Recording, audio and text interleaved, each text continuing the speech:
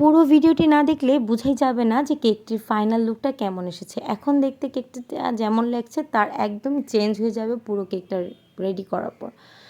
তো আমি যখন কেকটা নিজে করছিলাম তখনই আমার খুব টায়ার্ড লাগছিল, কারণ এত বেশি ডিজাইন, এত বেশি ডিটেল ওয়ার্ক যে আমি করে শেষ করতে পারছিলাম না।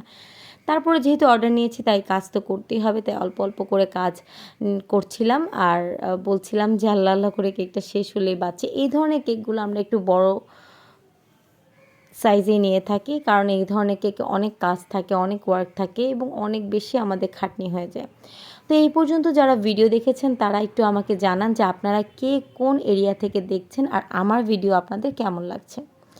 তো যাই হোক, আমি এখন কিন্তু আরেকটা কালারের ফন্ডেন্ট দিয়ে দিলাম আর আরেকটা কালার ফন্ডেন্ট দিয়ে সাইজ এবং শেপ মতো কেটে নিলাম।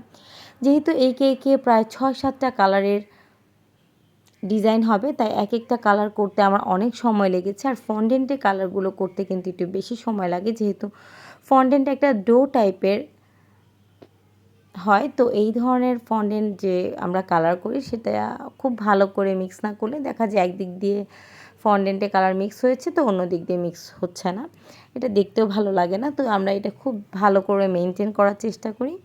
আর এই তো এখানে আরেকটু ব্লু দিয়ে দিয়েছি, আরেকটু ব্ল্যাক কালারের কভার করে দিয়েছি। এই পাশে যে খালি জায়গাটুকু আছে এখানে কিন্তু ব্ল্যাক কালারের কভার হবে। মোট কথা একটা বাচ্চার পছন্দের সব সুপারহিরো একটা কেকে আছে। তো আমি আসলে পুরো কেকের কভারটা করে আমি একটু হাফ ছেড়ে বাজতাম, যেহেতু কভারগুলো একটু জোড়া তালি দিয়ে করতে হচ্ছে, তাই মেজারমেন্টের অনেক ব্যাপার আছে। উল্টাপাল্টা মেজারমেন্ট হলে আবার একদমই দেখতে ভালো লাগতো না, তো আমি ওইটা একটু মেনটেন করার চেষ্টা করেছি। তো আমি এছাড়া আগে কিছু টপার বানিয়ে রেখেছি, যেহেতু কেকটার মধ্যে বিভিন্ন থিম আছে, তো বিভিন্ন থিমের যে সাইনিং লোগো যেগুলো হয় বা একদম সিগনেচার যে জিনিসগুলো আছে সেগুলো দিয়ে তারপর কেকটা করা। তো আমি ঠিক সেভাবে করে দিচ্ছি। আমি এই কেকটার ভিডিও মাত্র 4 মিনিট 25 সেকেন্ডে শেষ করেছি, কিন্তু পুরো কেকটা করতে আমার পুরো 1 দিন লেগে গিয়েছে, কারণ কেকটা এত কাজ ছিল, এত ওয়ার্ক ছিল। আমি যখন অর্ডারটা নিয়েছি আমি সত্যি এত ওয়ার্কের ধারণাও করতে পারিনি। আমি ভেবেছিলাম 3টা কি 4টা থিমে, কারণ আমি জাস্ট একবার একটা পলক দেখে অর্ডারটা কনফার্ম হয়ে গিয়েছে। যে আমাকে অর্ডার দিয়েছে সে আসলে আমার রেগুলার ক্লায়েন্ট, তো আমি ওনার সাথে কথা বলছিলাম আর খুব বেশি আপু চেঞ্জ দেয়নি, তাই আমি ভেবেছিলাম যে আচ্ছা ঠিক আছে, সেম টু সেম করেই দিতে পারবো। আমি এই ধরনের কেক আগেও করেছি, তবে এতগুলো থিম একসাথে করিনি, আরও একটু কম ছিল, কিন্তু এটাই মনে হয় সবচেয়ে হায়েস্ট যে একটা কেকে এতগুলো থিম আমি একসাথে প্রেজেন্ট করেছি।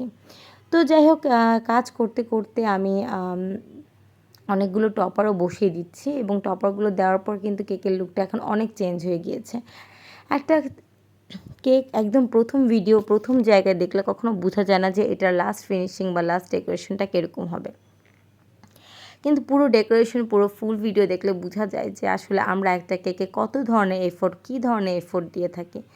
তো তো এটার মধ্যে আমরা আরও কিছু ডিটেলিং, আরও কিছু ফাইনাল ওয়ার্ক, আরও কিছু প্রিন্ট এগুলো দিয়ে দিচ্ছিলাম এবং সবার শেষে কিন্তু আমি কিছুটা স্পাইডারম্যানের যে ডিটেলস হয় ওই টাইপেরও দিচ্ছিলাম। এটাকে মাকড়সার যে জাল বলে ওই নেটটা আর কি আমি এখানে তৈরি করছিলাম, এবং এটা দেওয়ার পর আমার মনে হচ্ছিল লুকটা আরও বেশি ইনহ্যান্স হয়েছে, আরও বেশি ভালো লাগছিল।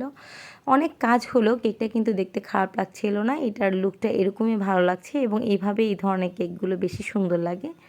তো আমি একদম ফাইনালি এটা দিয়ে দিয়েছি। আমি প্রথমে ভেবেছিলাম যে আমার বোর্ডটা ছোট হয়ে গিয়েছে, এতটুকু দেওয়ার জায়গা একদমই পাবো না, কিন্তু না, আলহামদুলিল্লাহ আমি আসলে লাস্টটুকু দেওয়ার জায়গা পেয়েছি। তো এই কেকটার সাথে কিন্তু আপু আরেকটা কেক অর্ডার করেছিল, যেটা কোনো ভিডিও আমি নিতে পারিনি। এই কাজটা করতে করতে আমার সময় একদম শেষ হয়ে গিয়েছিল, যে ওইটার কোনো ভিডিও নেওয়ার আমার আর এনার্জিও ছিল না। তো যাই হোক, আমি কিন্তু পুরো ভিডিওটা একদম কমপ্লিট করে ফেলেছি, পুরো কেকটা একদম কমপ্লিট। তো আশা করছি আমার আজকের ভিডিওটা আপনাদের ভালো লেগেছে। সবাই জানাবেন আমার ভিডিওগুলো কেমন লাগছে। আল্লাহ হাফেজ।